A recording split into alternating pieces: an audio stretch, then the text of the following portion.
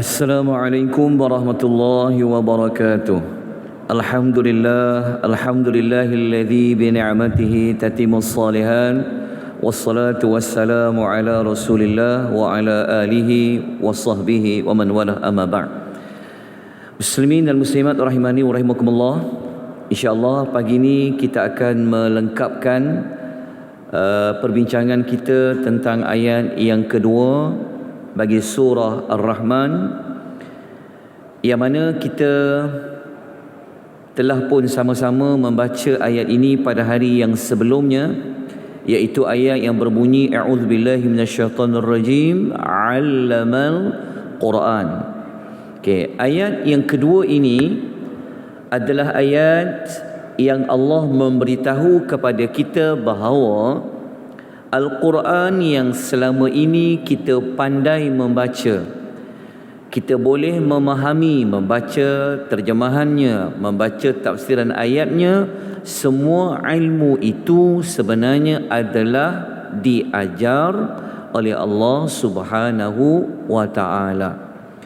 Kemudian pada hari yang sebelumnya kita telah menyebutkan bahawasanya disebutkan awal-awal nikmat dalam surah Ar-Rahman ini adalah nikmat tentang Al-Quran, menunjukkan bahawa dalam banyak-banyak nikmat yang Allah beri kepada manusia adalah nikmat yang paling agung, iaitu nikmat diturunkan Al-Quran dan diajarkan Al-Quran kepada manusia.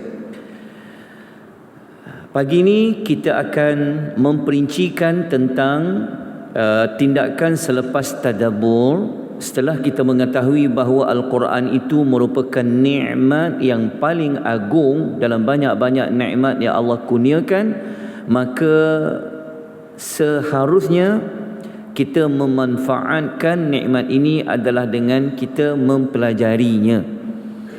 Setelah kita belajar, maka kita haruslah memperbanyakkan untuk membacanya.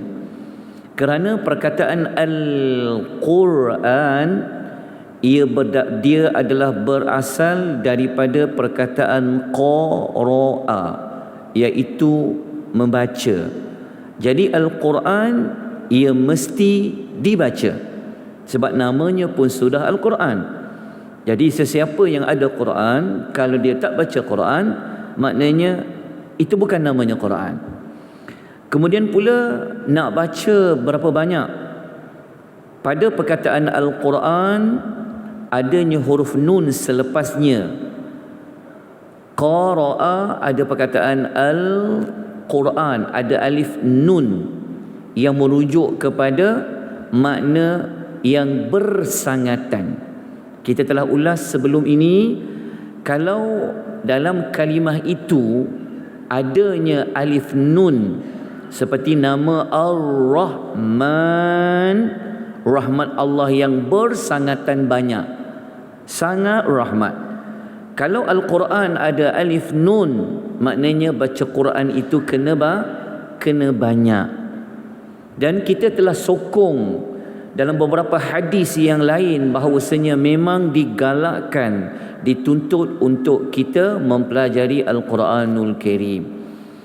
Okay, ini kita telah sebutkan, dan pagi ini kita sebutkan sedikit lagi maklumat tentang belajar Al-Quran. Tuan-tuan, saya yakin tuan-tuan yang hadir pada pagi ini ataupun yang mengikuti pengisian ini secara rakaman, kebanyakan kita semua orang yang dah pandai baca Quran. Tetapi kalau boleh, mahirkan lagi membaca Al-Quran. Daripada satu guru, belajar lagi satu guru, belajar lagi satu guru, mahirkan. Kerana apa? Kerana ada perbezaan antara orang yang mahir baca Al-Quran dengan orang yang tak mahir. Seperti mana hadis yang terlihat di skrin TV ini, Nabi SAW menyebutkan bahawa dalam sabdanya, orang yang membaca Al-Quran dengan mahir, dia akan dapat bersama dengan para malaikat yang mulia, yang baik. Manakala orang yang membaca Al-Quran dalam keadaan dia tidak mahir, dia susah nak baca, Allah tetap memberi kepadanya 2 ganjaran. Ganjaran dia nak baca, lepas tu ganjaran ayat yang dia baca. Tapi kalau boleh, kita kena tambahkan lagi pengetahuan kita tentang membaca Al-Quranul Karim. Tuan-tuan, Al-Quran ni kalau sesiapa yang dia nak darjatnya naik, lagi dekat dengan Allah, jawapannya ada pada Al-Quran. Salah satu daripadanya adalah ada pada Al-Quran, yang mana Nabi SAW menyebutkan bahawa sesungguhnya Allah mengangkat suatu darjat kaum dengan kitab ini, Al-Quran, dan Allah merendahkan darjat sesuatu kaum dengan Al-Quran juga. Jadi penilaian kita dengan Allah ini, Allah tidak melihat pada harta, pada pangkat, pada nama dan sebagainya, pada keturunan, tapi Allah melihat kepada bagaimana dekatnya kita itu dengan Al-Quranul Karim. Jadi itu adalah tindakan yang pertama bagi ayat yang kedua. Jadi mari kita lihat tindakan yang kedua. Okey. Setelah kita pandai membaca Al-Quran, kita mahir membaca Al-Quran, maka seharusnya kita kena cuba berusaha memahami isi kandungan Al-Quran. Al-Quran diturunkan bukan hanya untuk dibaca, tetapi adalah untuk diikuti, menjadi panduan. Quran ni adalah hidayah. Jadi macam mana kita nak tahu Allah kata apa kena buat, apa yang jangan buat, apa yang tak boleh, mana yang Allah suka? Maka jawapan itu ada pada Al-Quran. Tetapi macam mana nak dapat maklumat itu? Melainkan dengan jalan memahami isi kandungan Al-Quran. Jadi apa yang kita buat setiap pagi ini dalam tempoh 20 minit ini sebenarnya adalah untuk mengambil tindakan yang kedua, iaitu memahami isi kandungan Al-Quranul Karim. Allah Ta'ala ni dia maha mengetahui manusia perlu apa, maka Allah mengajarkan kepada kita Al-Quran. Baik, kita terus pergi kepada ayat yang ketiga. Tuan-tuan dan puan-puan rahimani wa rahimakumullah. A'udzu billahi minasy syaithanir rajim. Khalaqal insan.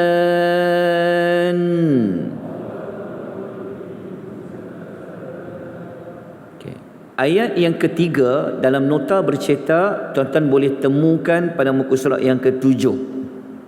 Okay. Ayat yang ketiga ini, kalau kita susun ikut susunan ayat yang ketiga merupakan nikmat, kurniaan Allah yang kedua selepas nikmat Al-Quran.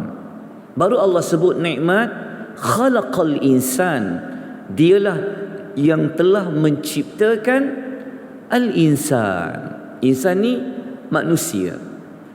Okey. Jadi kita jangan lupa bahawa kita hidup, Allah lahirkan kita, Allah beri kita hidup di dunia ni, sebenarnya juga ia adalah satu nikmat yang besar. Diciptakan insan. Bayangkan kalau dekat muka bumi ni ada macam-macam nikmat, tapi kalau orang tu tak ada, so nikmat tu tak akan berfungsi. Maka untuk merasai semua nikmat Allah, maka perlu diciptakan dulu al-insan itu. Jadi ayat yang ketiga ni saya tak perlu ulas panjang lebar macam mana Allah menciptakan insan. Kenapa? Kerana kalau tuan-tuan nak merujuk macam mana kejadian insan ini, fasa, tuan-tuan dan puan-puan kena kembali merujuk. Ada satu surah yang kita belajar sebelum ini. Tuan-tuan ingat tak surah tu? Surah manusia. Surah apa? Surah Al-Insan. Jadi nanti buka kembali nota surah Al-Insan, kita akan dapati dalam nota itu kita dah cerita agak terperinci manusia ini macam mana Allah ciptakan dia. Ada 3 fasa. Fasa daripada tanah, masih ingat? Fasa Allah ciptakan reka bentuk tubuh badan dia, kepala dia dan sebagainya, termasuk Allah bagi roh. Jadi maklumat itu kena kembali merujuk dalam surah dalam nota tadabbur surah Al-Insan. Okey, dalam nota yang tuan-tuan ada di tangan tuan-tuan, saya ada nukilkan satu ayat, saya ada nukilkan satu surah, iaitu dalam suratul Mu'minun ayat yang ke-12 hingga ayat nombor yang ke-14. Ini ayat yang menjelaskan bagaimana Allah menciptakan manusia daripada tanah sampai dia menjadi manusia yang lengkap. Okey, tuan-tuan, kalau kita amati sekejap, kita dalamkan menghalusi ayat 3 ni, kalau kita kaitkan dengan ayat yang kedua, kan, kalau kita kaitkan dengan ayat yang kedua, mula-mula Allah sebut dia ajarkan Quran, lepas tu dia ciptakan insan. Sepatutnya kalau ikutkan ayat biasa, cipta manusia dulu, baru kita turunkan kitab, turunkan buku. Tetapi dalam ayat ni Allah kata ajar dulu Quran, baru cipta manusia. Yang ini telah kita ulas sebelum ni. Kenapa? Apa berkaitan tu ajar Quran, turun manusia, cipta manusia? Menunjukkan bahawasanya Allah Ta'ala ni kalau dia cipta manusia, maknanya dia tahu tak tentang manusia? Dia tahu manusia ni sebab dia cipta manusia. Dia tahu manusia ni perlu apa. Manusia ni kalau dia hidup, dia perlu berpandukan kepada apa. Manusia ni perlu buat apa. Apa yang manusia ni kalau dia buat akan rosakkan akal dia, tubuh badan dia. Allah Ta'ala tahu manusia ni macam mana dia nak hidup secara berkomuniti. Allah Ta'ala tahu. Jadi cara Allah Ta'ala tahu itu melalui kerana Allah menciptakan manusia, Allah tahu, maka Allah telah menurunkan awal-awal dari sudut Al-Quran. Maksudnya Allah menciptakan kita, dia tahu kita perlu apa. Sebab tu dia sebut awal-awal ayat yang kedua, Allah mengajarkan Al-Quran. Maknanya kita ni hidup, Allah ciptakan tak boleh dipisahkan dengan Al-Quranul Karim. Kalau kita tinggal Al-Quran, kita abaikan Al-Quran, macam mana kita nak hidup seperti mana yang Allah Ta'ala jadikan manusia itu hidup ni muka bumi. Baik, pengajaran ayat ketiga ni tak ada dalam nota yang bercetak ni, tapi insya-Allah nanti kalau dah selesai semua, saya akan bagi pada tuan-tuan dan puan-puan. Tuan-tuan jangan bimbang. Okey. Ayat ketiga ni apa kita dapat belajar? Dalam banyak-banyak nikmat Allah, antara nikmat Allah yang terbesar juga adalah nikmat diciptakan manusia. Okey, saya ulang kembali ayat dalam surah Al-Insan. Masih ingat lagi ayat pertama dulu? Awal-awal lagi Tuhan kata apa? Hal ata 'alal insani hinun minad dahri lam yakun syai'an madhkura. Kita ni tuan-tuan pernah melalui suatu ketika kita belum lagi wujud. Nabi Adam belum lagi wujud. Jadi apabila Allah menciptakan manusia, maknanya Allah Ta'ala mewujudkan manusia. Maka apabila manusia ini wujud, mana ia merupakan satu nikmat. Begitu juga kita pernah sebut dalam surah Maryam ayat nombor 67. Kita jangan bimbang ayat ini kerana dia ada di dalam nota surah Al-Insan. Saya ambil kembali untuk mengukuhkan pelajaran yang pertama. Kita pernah jumpa dulu Allah kata awala yadhkurul insanu anna khalaqnahu min qabl wa lam yaku syai'a. Allah kata manusia ni dia tak fikir ke?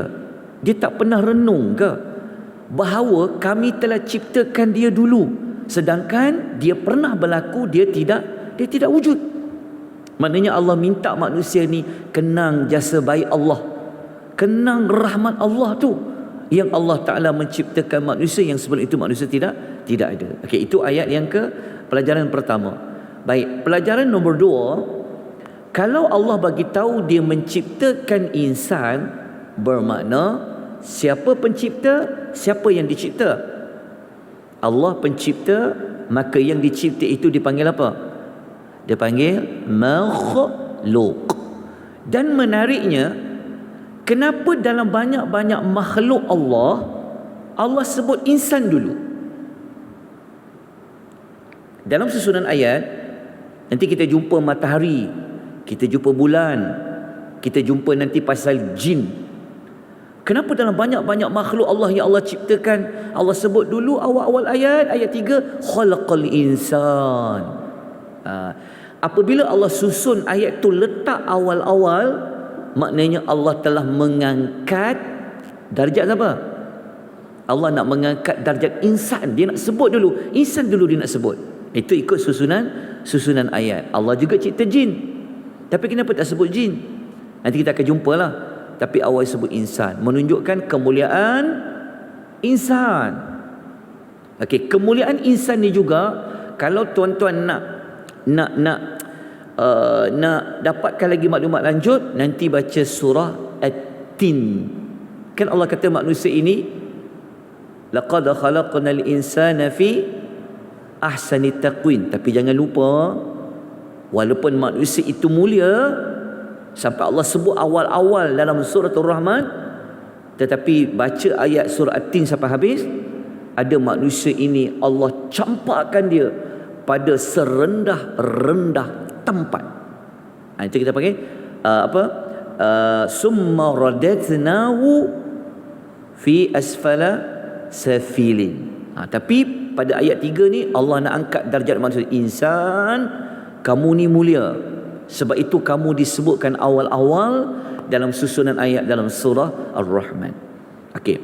Kemudian tuan-tuan, pelajaran yang ketiga. Kita dah belajar tadi, kalau Allah ciptakan insan, maknanya Allah tahu segala-galanya tentang kita. Betul tak? Allah tahu tak niat kita tentang masjid ni untuk apa? Allah tahu tak? Allah tahu tak bisikan hati kita?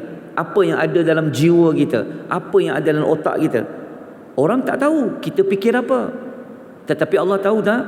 Allah tahu, sebab Allah ciptakan kita. Allah ciptakan kita, cipta semua. Otak, hati, tangan, semua Allah cipta. Hatta roh kita pun Allah cipta.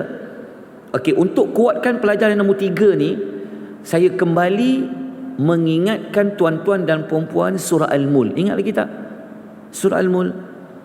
Ya Allah bagi tahu, dia tahu semua tentang manusia. Hatta apa yang terlintas di hati tu. Ingat tak ayat tu? Yang Tuhan kata apa? Ampau cakaplah pelan-pelan, ampau cakap kuat pun, bahkan dalam hati Allah tahu. Ingat tak ayat tu? Ingat tak? Ayat yang wa asirru qawlakum aw ijharu bih innahu alimun bidzatis sudur. Ayat nombor 19. Ingat lagi ayat tu? Tuhan kata apa? Kamu cakaplah secara perlahan, rahsia, atau kamu cakap terang-terang, apa yang ada pada hati kamu Allah tahu. Betul tak? Kenapa Allah boleh tahu apa yang ada dalam hati kita? Kita ikhlas tak? Kita marah tak? Kenapa Allah boleh tahu? Ayat yang berikutnya 14, Allah bagi jawapan. Ala ya'lamu man khalaqa. Ni.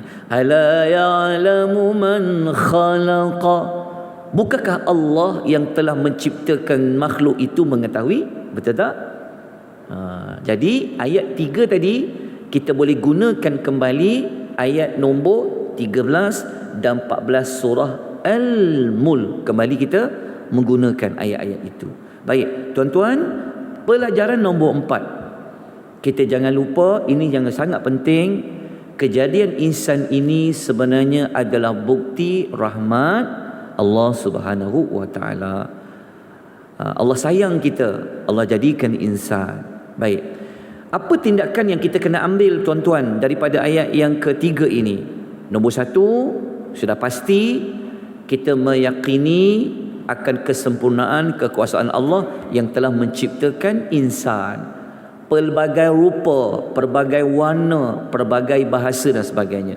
Nombor 2, sudah pasti kita kena syukurlah nikmat kewujudan manusia ini. Dengan apa cara syukur? Ibadat kepada Allah Subhanahu wa taala. Okey, itu secara ringkas. Kita pergi terus ayat yang keempat. Ada 2 minit lagi. Allamahul bayan. Okey. Ayat ini terjemahannya, dialah yang telah mengajarkan manusia al-bayan. Salah satu maksud al-bayan, manusia boleh berbicara, manusia boleh bertutur, manusia boleh meluahkan perasaan. Itu adalah al-bayan. Okey, ayat 4 ni, ayat 4 dalam nota muka surat nombor 7, kalau kita susun daripada ayat 2, ayat 3 dan ayat 4, ayat 4 ini merupakan nikmat Allah yang ketiga yang Allah beri kepada insan.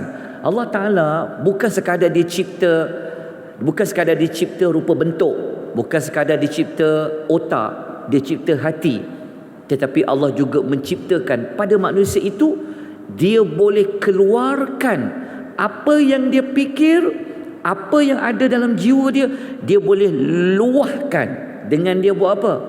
Dia berbicara. Sama ada dia menggunakan lisan ataupun sama ada dia menggunakan isyarat. Lepas tu kita tengok sekarang kan, ada orang dia boleh guna isyarat. Dia tu al-bayan tu, Allah ajar dia kan, macam mana nak buat isyarat sini, isyarat sekian-sekian. Bagi orang yang bisu, bagi orang yang pekak, mereka pun sebenarnya Allah mengajarkan al-bayan. Jadi untuk lengkapkan perbincangan ayat 4 ni, ini kita kena sambung besok lah tuan-tuan ya, sebab waktu pun dah 21 minit. Kita sambung esok untuk kita sempurnakan ayat yang keempat. Dalam nota boleh tengok muka surat nombor 7 dan muka surat nombor 8. Kita akan perincikan lagi apa sebenarnya al-bayan ini dari sudut konteks yang lebih luas. InsyaAllah kita akan bincang pada hari yang berikutnya. Aqulu qawli hadza wa astaghfirullahal azim wa billahi taufiq wal hidayah. Wassalamualaikum warahmatullahi wabarakatuh.